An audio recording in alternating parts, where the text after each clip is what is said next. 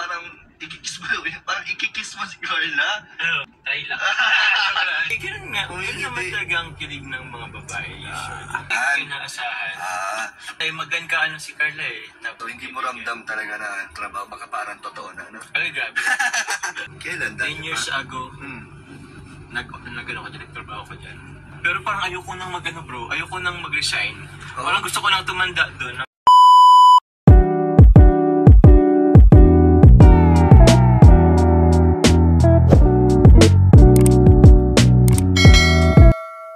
Parang si Carla din. Ay, ganun din si Carla? Oo, bro. Ay, nakita ko yun, parang may vlog kayo na may reels. Oo. Yung parang ikikiss mo, parang ikikiss mo si Carla. Diba yung parang sa pinto kayo nakatayo? Oo. Yung ba yun? Yun? Oo. Ikikiss mo dapat yun, nun? Try lang. Pero parang okay naman, no? Pumayag naman yata si Carla, o nagulat din. Hindi hindi naman natuloy. Ay, hindi natin. kayo ba bro? Hindi natuloy. Pero ganun din siyang makiligin si Carla. Nakahampas din. Oo, yun, normal naman yan Sa babae, naman daw sa babae. Yung iba, ano pa eh, nananakit, di ba kadalasan sa babae?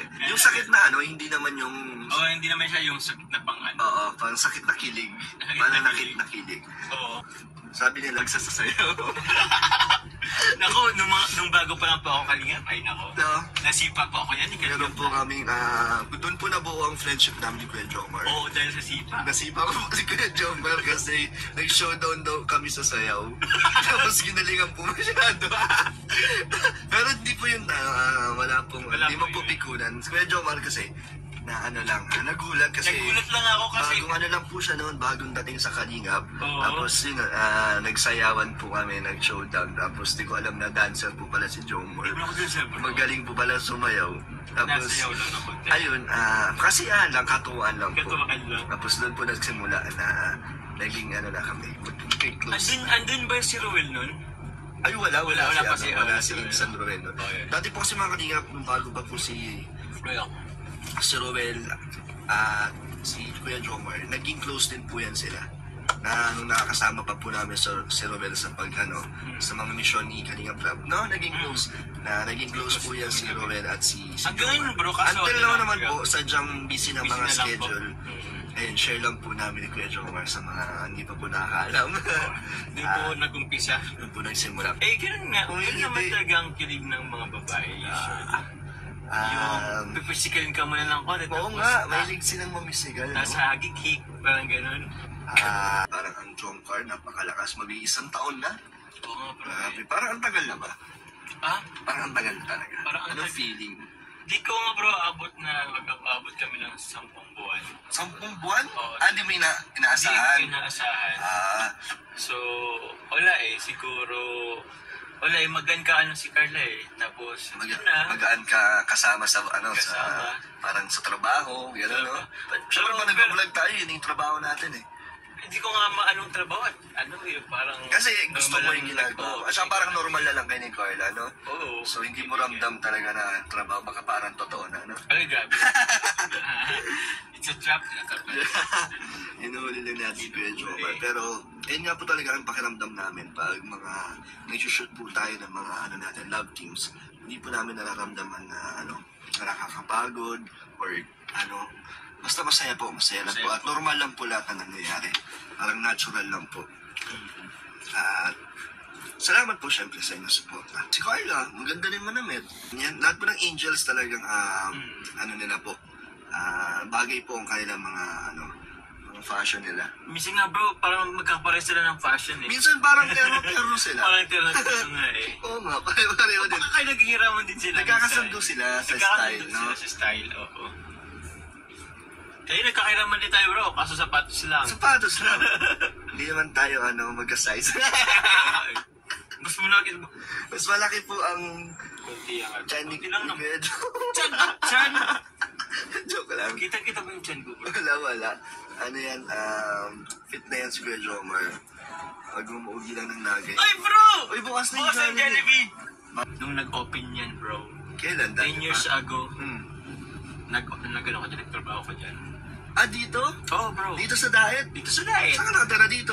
may clubhouse bang tawag doon? Mga staff din. Mga staff house. Ng Staff house. Jollibee. Ng Jollibee. Okay. Pero ang original ako talaga bro, sa SM talaga ako. Jollibee crew ako sa SM Naga. Pero nung nag-open yan, isa ako sa mga kinuha para... Ba't nag-apply ka dyan? Hindi ako nag-apply dyan bro. Temporary lang naman habang yung mga crew dyan, tinitrain pa. Kumbaga nag-train kami ng crew. Tapos since madami ang tao dyan kasi nga opening, kinailangan din ng maraming tao. So, nagkano kami dyan. Hindi ka talaga crew. Crew talaga ako bro. Pero crew ako sa SM City Naga, Jollibee. Oo. So since may experience ka na lang, pinadala ka dito para mag-train. First job ko ang Jollibee. Talaga? Gano'n ka katagal na gano'n? 1 year lang, 1 school year. Nag-stop kasi ako ng isang taon. So nag-ano ka? So yun yung ginugol ko sa isang Nag-service taon. crew ka? Nag-service crew. Nakakapagod sa Jollibee? Nakapagod bro. Kasi parang hindi nakawala ng tao sa Jollibee. Ano? Hindi eh. Gumunti man, ilang minuto lang. Yun din hindi mo rin mararamdaman yung oras. Kaya ang Pero sa ang amin ng pagod, oras. no? Kasi nakatayo kayo lagi. Ano ka, all around ka rin dyan, no? Parang waiter ako dun bro eh. Tinrain ako sa cashier pero lagi akong kinakailangan sa labas kaya hindi ako natuloy sa cashier hanggang sa mag-resign ako. Yan. So, kamusta yung experience mo? Ano masasabi? Maganda. Alam mo ba bro, medyo hindi naman kalakihan yung sweldo ko that time. Parang 32 yata ang per hour ko noon. 32 pesos? Per hour, oo. And usually 6 to 8 hours lang naman yung ko. Okay. Oo. Pero parang ayoko nang bro. Ayoko nang mag-resign.